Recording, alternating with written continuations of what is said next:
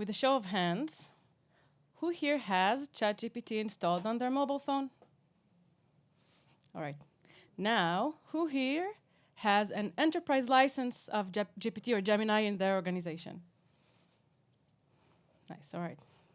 Now, who here has actual budgeted headcount dedicated to AI in their org? Kadima, hi Bob, where are you? All right, now look around you. Keep your hand up, look around you. See the different levels of adoption? Where are you in the scale? And where is your competition? Why should you care? Why should you worry about that? And how can you change that and start implementing AI in your team easily starting tomorrow?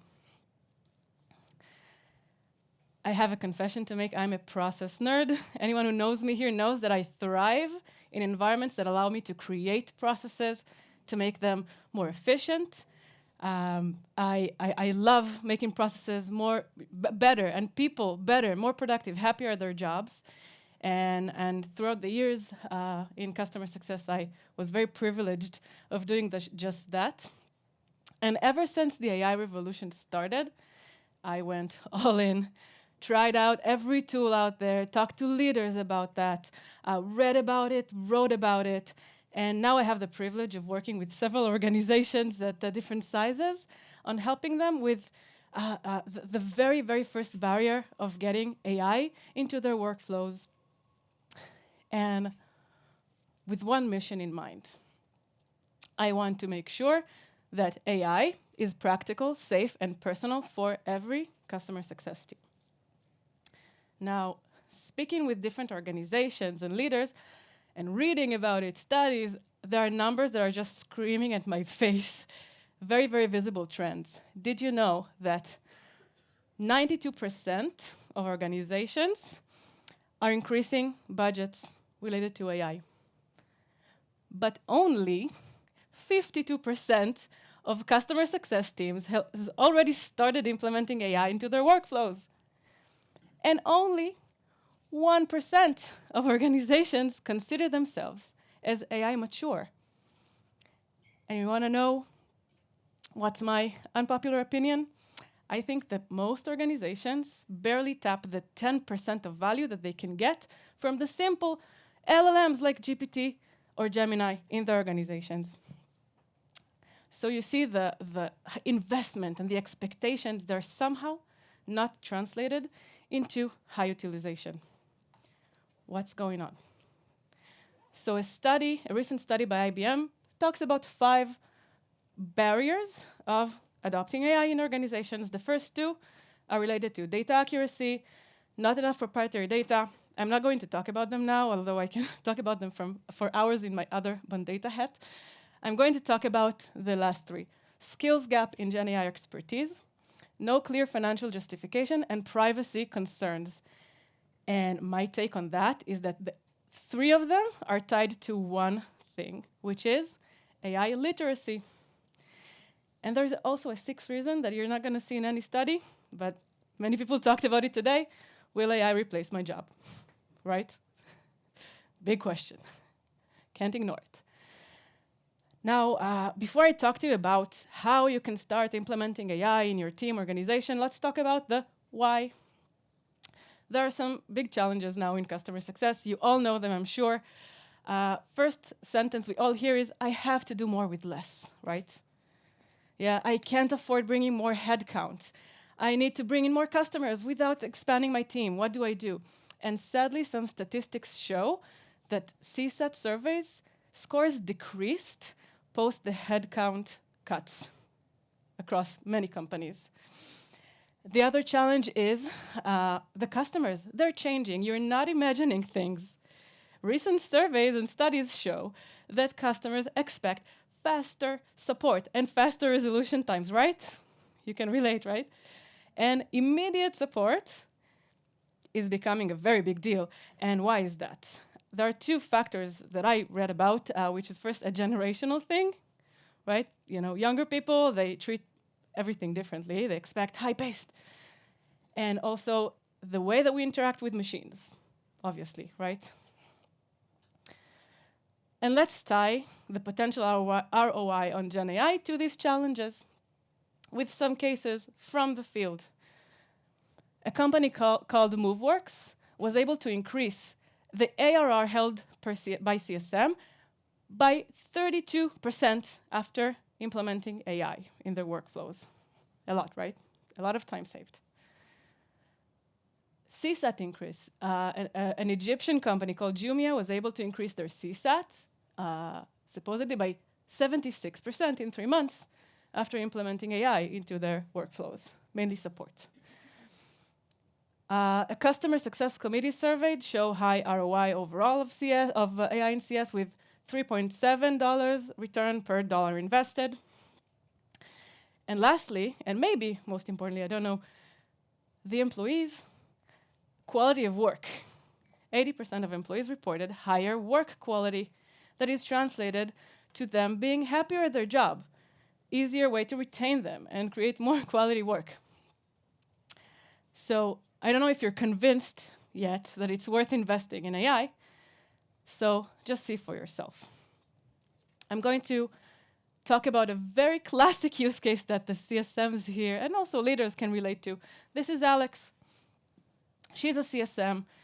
She has a customer that is, she works at Monday.com. Some of the people here know this example from my workshops.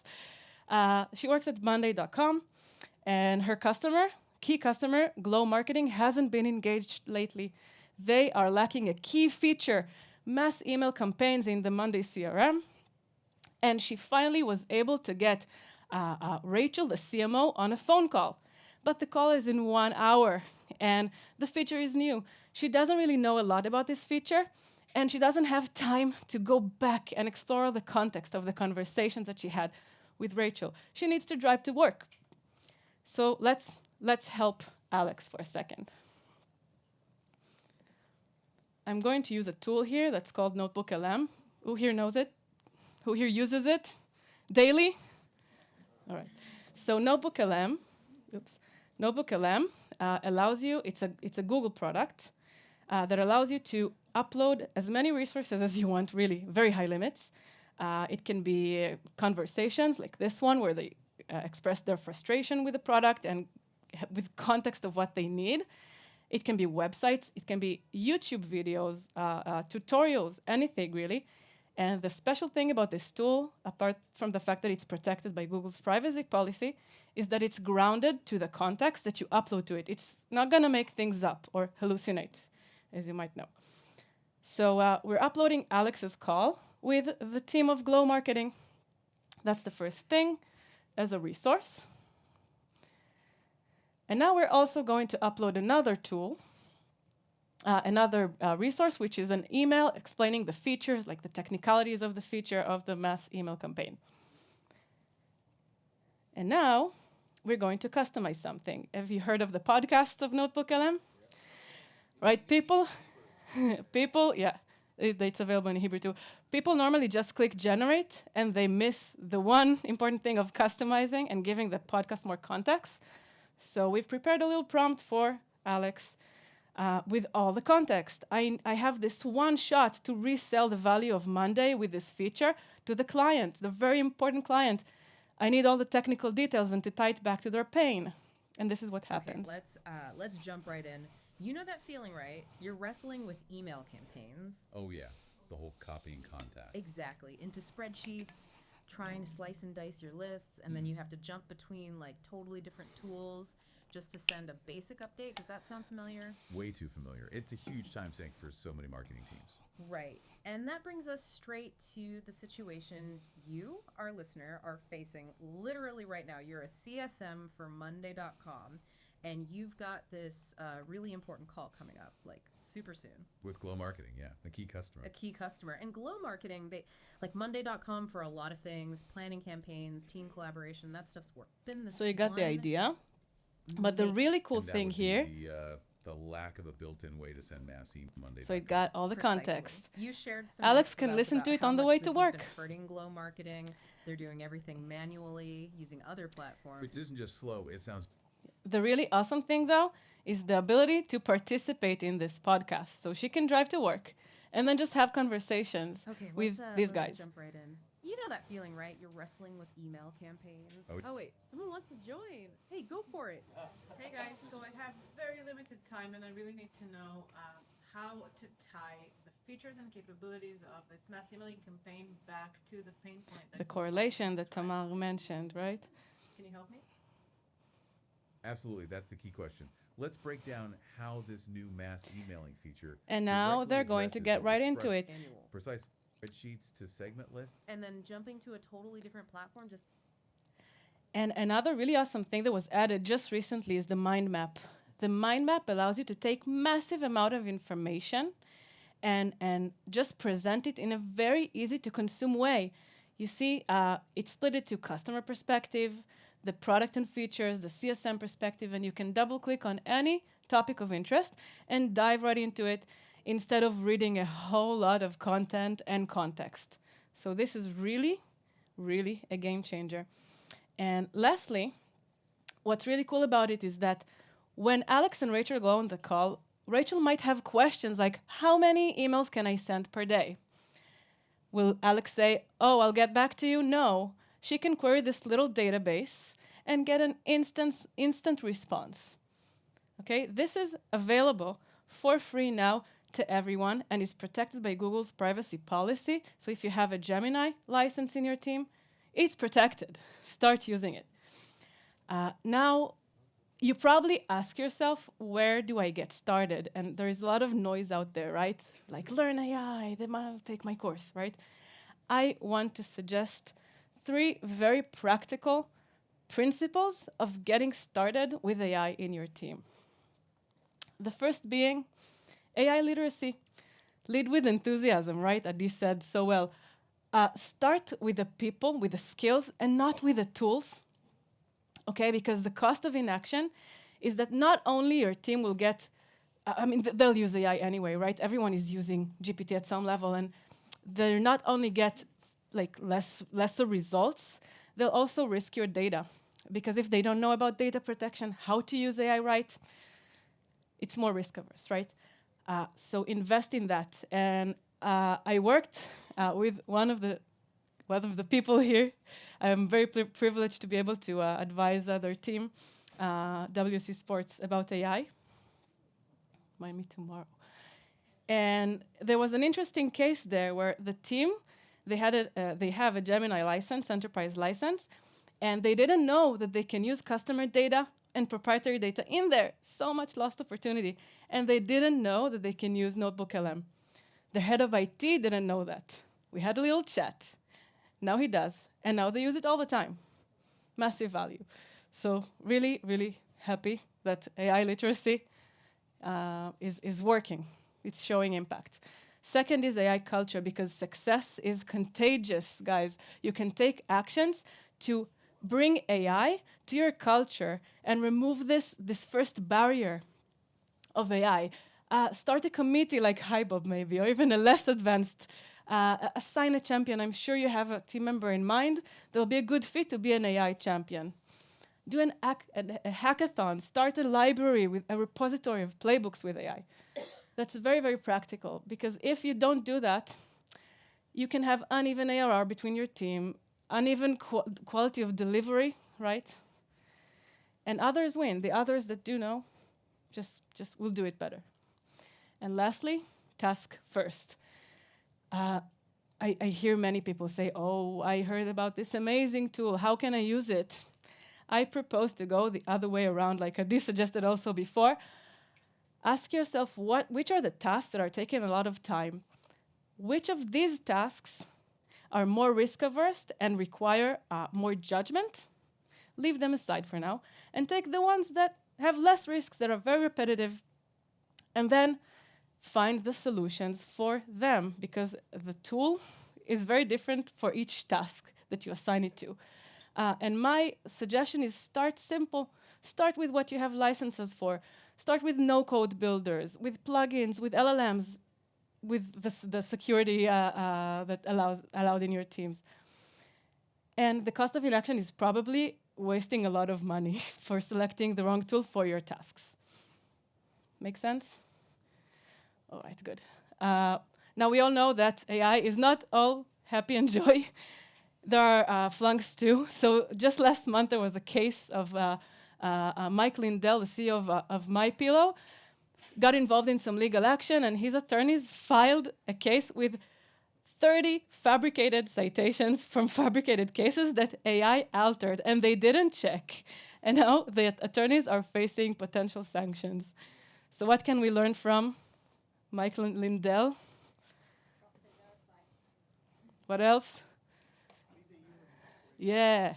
Trust and verify. Stay the expert in the, not the human, the expert. We are the experts in our role, right? Stay the expert. Stay accountable for everything that Gen AI gives you, okay? So we saw how much AI can save time and the value it can bring, and we saw the flip side. So what do you do with all the spare time? Do you fire your people? No. You scale. You bring in more customers with less head or with the same headcount, yeah. You make more data-driven decisions. You invest in working with data. You invest in personalization, and you upskill your team. You empower your team because Irit talked about the roles of the future.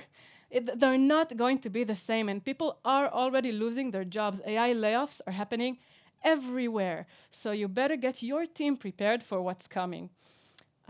And you know what? It's not only dark, there is also some light at the end of the tunnel because new roles are emerging. For example, the go-to-market engineering role. Anyone heard of it? Yeah? So this is a role that involves like a superpower humans that also have system thinking and also soft skills and also go-to-market strategy. So it's hard to come by, right? But you have very powerful team members that I'm sure that you can start empowering for that. Many companies have adopted this role already. You can see some of our own also here. I think someone from Optimove is here, right? Right. And the key responsibilities of this role is to take the revenue-generating engines in the organization and make them more efficient, more automated, using AI wisely in data and personalization. This is just one role that I know that is emerging, but I'm sure we'll see more versions of it. So what should you do with your team to start empowering them for your future? I believe that 4 skills are required to succeed there. First of all is automation mastery. Have your team take a task, try out some systems for automation, try to automate it, and measure the impact. Measure the ROI on using the AI and automation software. Data curiosity.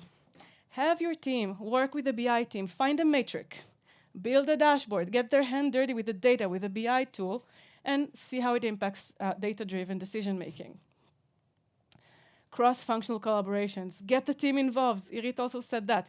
Get the team involved with marketing, with sales. Get them exposed to different angles of the go-to-market engine, even product, right? Empower them to widen their perspective. And lastly, system thinking. Solve for many, not for one, right? Don't solve just for one customer. Think of the different customers or different teams that your solution can impact. I truly believe in that.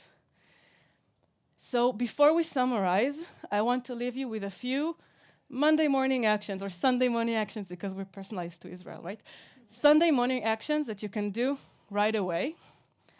Launch a 30-day AI literacy sprint. If you're HiBob, you're way beyond that. Pick one weekly micro skill to enhance. Launch an AI wins channel. Nominate culture champions. Map 3 high-volume, low-judgment tasks to start with. And announce an award-winning hackathon. Doable, right? Doable. Not hard. So to sum up, oh.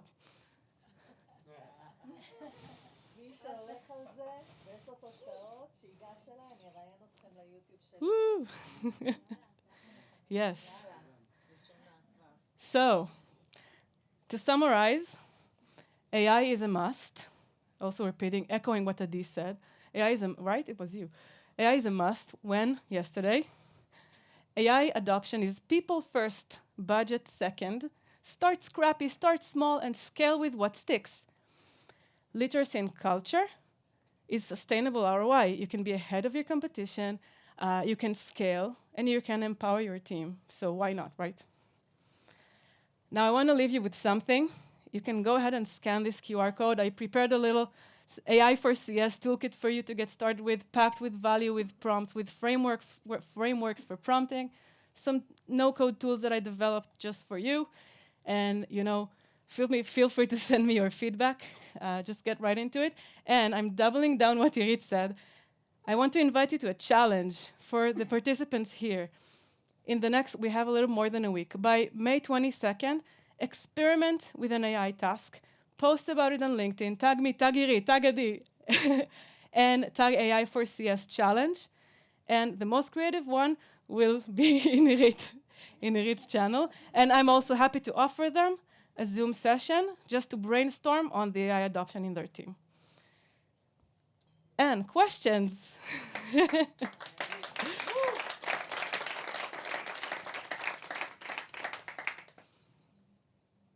Questions? Yes.